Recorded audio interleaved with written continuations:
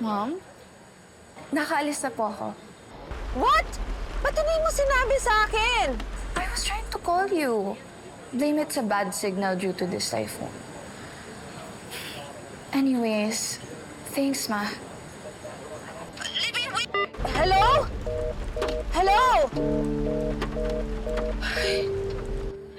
Okay, what was that about? Nothing. I just want to make sure na hindi talaga siya makakasama sa meeting with the Japanese businessman. Baka kung ano pang gawin niya. That will hurt the company.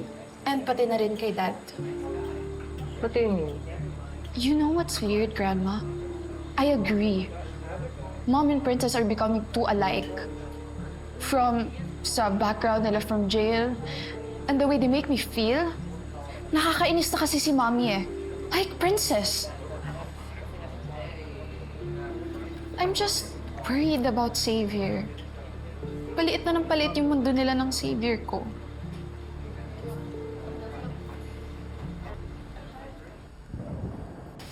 O saan ka pupunta? Palabas. Palabas? Baka nga onting galaw mo lang dyan, may bumagsak ulit eh. So ano? We're stuck here? Yes, Sonia, okay siya. Nabagok yung ulo niya pero pinauwi kami agad ng ER. Are you sure my son is okay? He was cleared by the doctor. Wala raw damage. Umalis na kami agad sa ospital. Baka mahawa pa siya sa mga pasyente doon. Saan kayo nag-emergency landing? Sa Bicol, sa Paracale. Paracale. Camarines Norte. Oo, sa apartel. Buti nga nakahanap kami ng apartel sa pagkamuot. Isa na lang yung available. Puno na dahil sa dami ng canceled flights. How would I know of such a place? Oh, hindi bali, Iha. Mag-ingat kayo dyan, ha? But keep me updated, okay? Okay. Oh, sige, sige. Bye-bye. Ma, excuse me. Ano nangyari kay Raymond? Nag-emergency landing sila? Okay naman si Raymond. I'm sure he'll be fine. Kasi Divina will take care of him.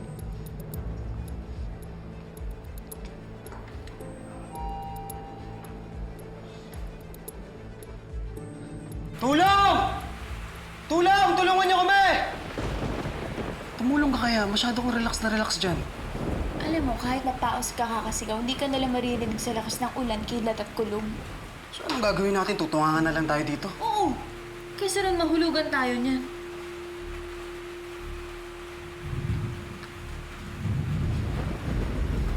Masyado mo namang ini-enjoy ito, na masolo ako. Kapal mo.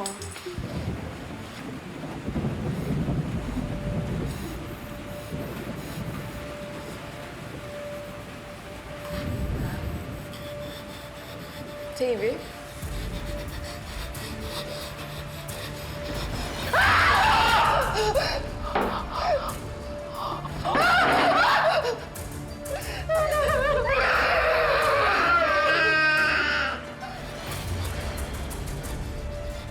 Xavier! Hindi ako pwede makita ng dugo. Xavier!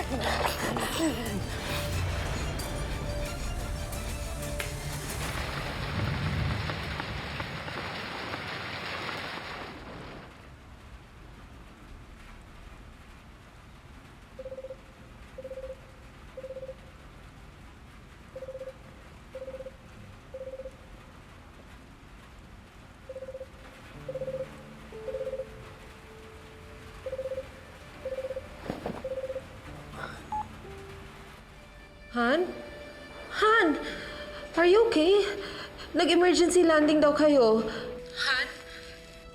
Bakit nakabenda yung ulo mo? Something hit my head. Kaya ako nag-blackout. But I'm fine. We're okay.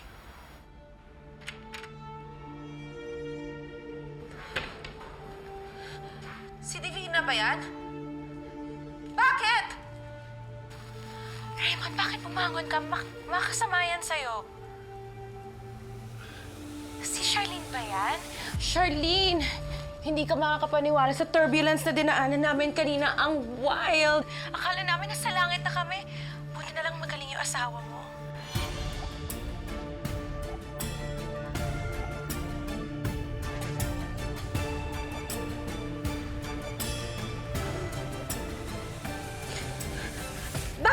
sa isang kwarto? Ha? Teka, galit ka ba?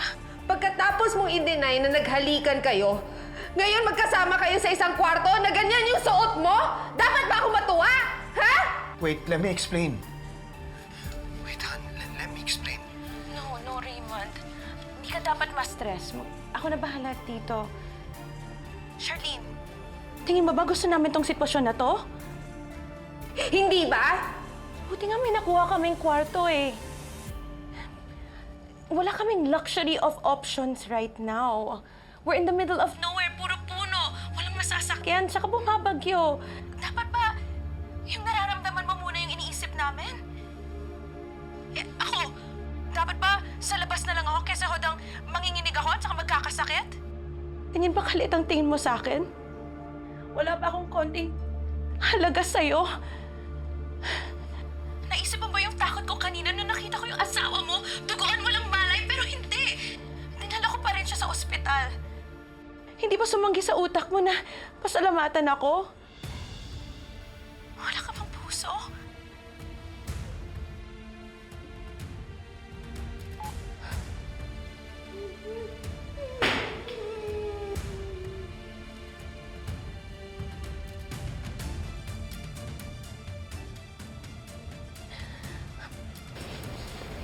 Ate, dala ko na yung mga contracts na... Ate? Ate? Ate, okay ka lang? Ano nangyari?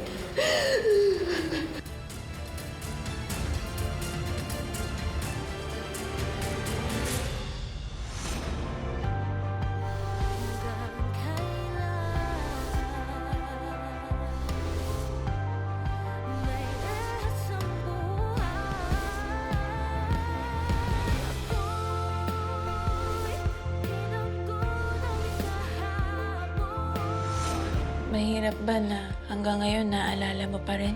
Wala madali makita na patay yung daddy ko. Lalong hindi madali na dala-dala ko pa rin yun hanggang ngayon. Ayaw mo bang malaman yung side ng nanay mo? Ayaw mo ba siyang bigyan ng kahit isang oras lang ng buhay mo? Ayaw mo bang magkananay, Xavier?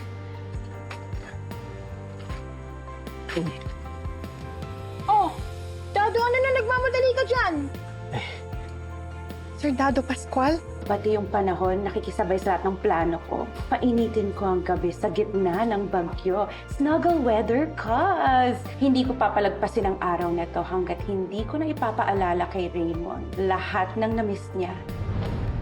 Raymond?